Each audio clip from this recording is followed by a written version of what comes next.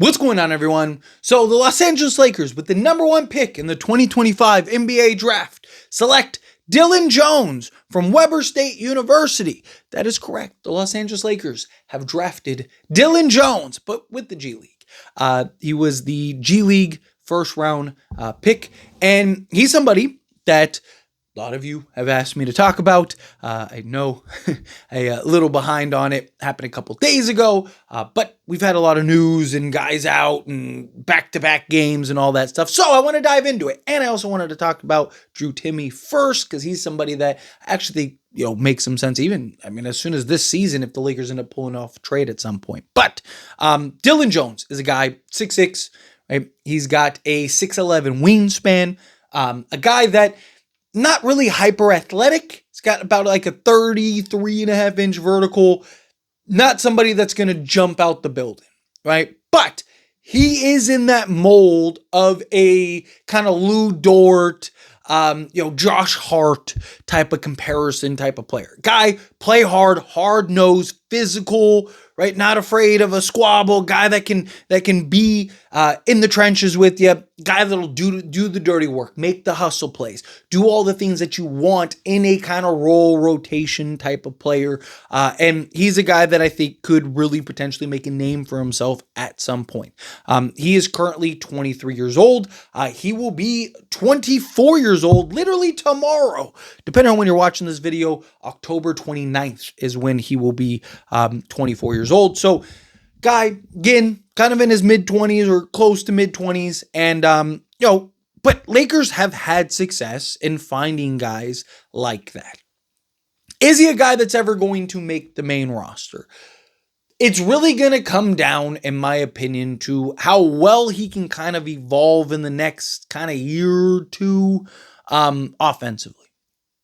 The strengths with Dillon are the defensive versatility, the physicality, again, just that hard-nosed player that, you can throw out there and kind of, be the guy that's making the winning plays. That's the idea of him.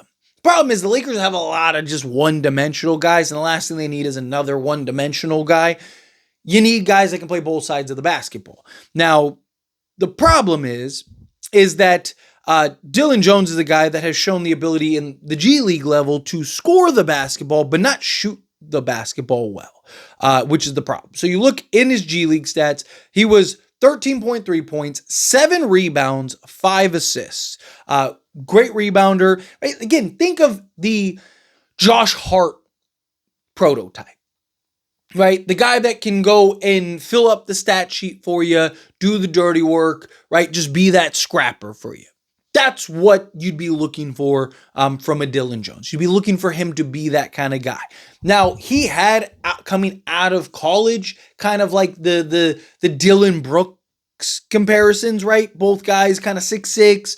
He has actually a longer and bigger wingspan. So, he's a guy that projects potentially be better, but just kind of the style in which he played in college and the type of role and just the versatility, kind of being all over the basketball court. A guy that, in concept can defend 1 through 4 for you, can even kind of slot in 1 through 4 for you.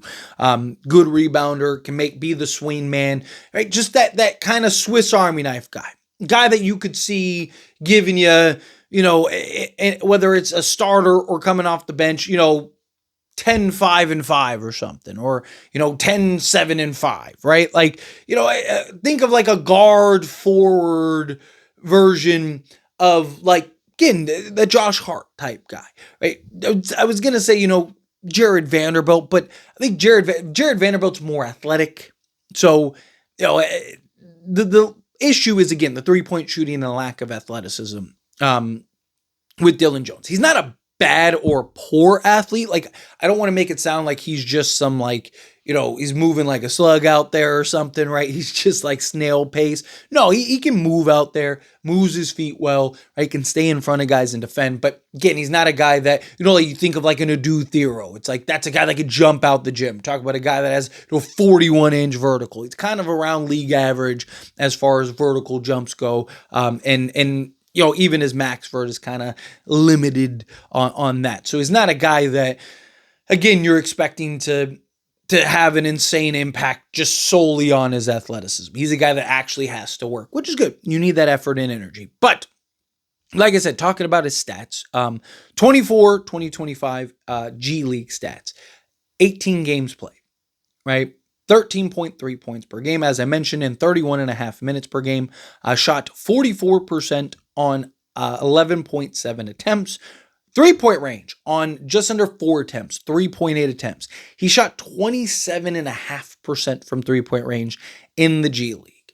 And you might be thinking, okay, well, what did he do in college? Maybe he has some signs. We'll get to that in a moment because there's actually worse. But free throw shooting, not a good free throw shooter either, which again kind of goes into him and his lack of shooting and offensive capabilities, but was 64.3% from the free throw line on 2.3 attempts. Rebounds. 7 rebounds, 5.1 assists, and then got a steal, half a block per game. Again, a guy that can, fill up the stat sheet for you if you're looking for that. But then you get to his college stats, right? And you look at last season on his senior year, he was 31 games played, 37 minutes per game. He shot 14.2 field goal attempts, shot 49% from the field, but he shot 32.4% from 3-point range on 3.4 attempts. And then from 2-point range on 10.8 attempts, 54%, which is good. EFG of 52.7%. Free throw shooting. Here's the thing that I think is interesting. So in college, he was actually a really good free throw shooter, like very good, and on high volume, right? So he averaged 5.1 attempts his entire college tenure, but his senior year, 6.8 attempts and shot 85.7% from the free throw line. Averaged 9.6 rebounds, 9.8 his senior year, 5.2 assists, 2 steals, half a block, and 20.8 points per game. So again, he's a guy that could stuff the stat sheet, guy that can score the basketball, but again, liability shooting the basketball, something that he needs to work on and develop. And so he's a guy that I don't know if he's going to be a guy that is going to get the opportunity on the main roster unless he improves in that area, right? Because again, the Lakers have so many of those one-dimensional guys. Now, maybe you could argue him in like a Jordan Goodwin type role. Right? A bigger Jordan Goodwin. Guy that just come in, do the hustle plays, do the dirty work, right? Play hard, give you that grit, right? Diving for loose balls, playing defense, being able to sacrifice his body, right? Maybe he could come to the main roster next season and be a guy that can learn from like a Marcus Smart and a Jared Vanderbilt and just kind of take pieces from guys to kind of help elevate his game.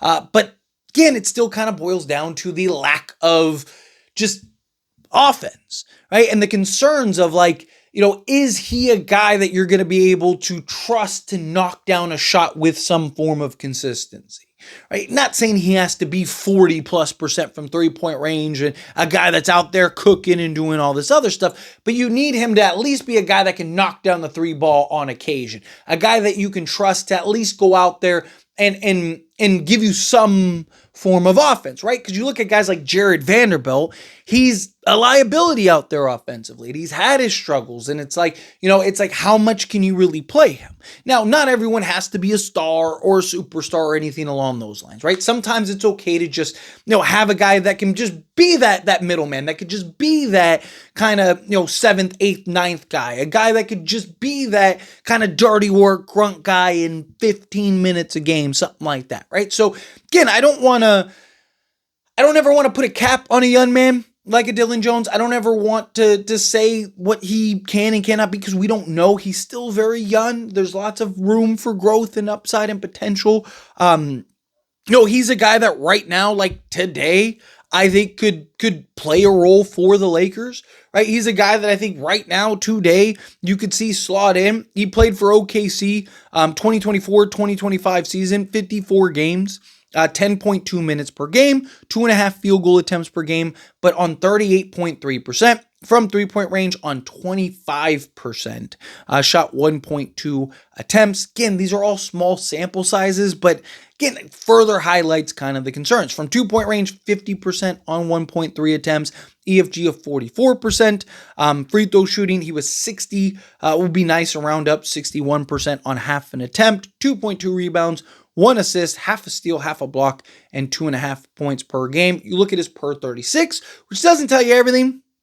Kind of gives you an idea of like if you got a more expanded role. Basically 9 points, 8 rebounds, 4 assists, a steal, and half a block per game. So again, a guy that I do think in a limited role, in a limited, opportunity, could have an impact. Be a rotation guy, come off the bench, maybe give you some kind of spot minutes, but not a guy that I would necessarily, like there's several guys that even like a Drew Timmy, I would probably bring on to the main roster before I brought in a Dillon Jones. But again, we'll see. We'll see what he can develop into over the next probably year or two.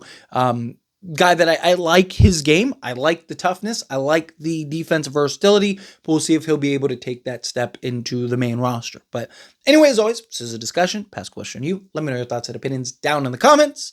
That being said, if you haven't liked this video, hit that like button. Helps me out. We enjoy these types of videos, and I truly appreciate it. Not subscribe channel, hit that subscribe button. Turn on the bell notifications. Appreciate y'all. See you in the next one.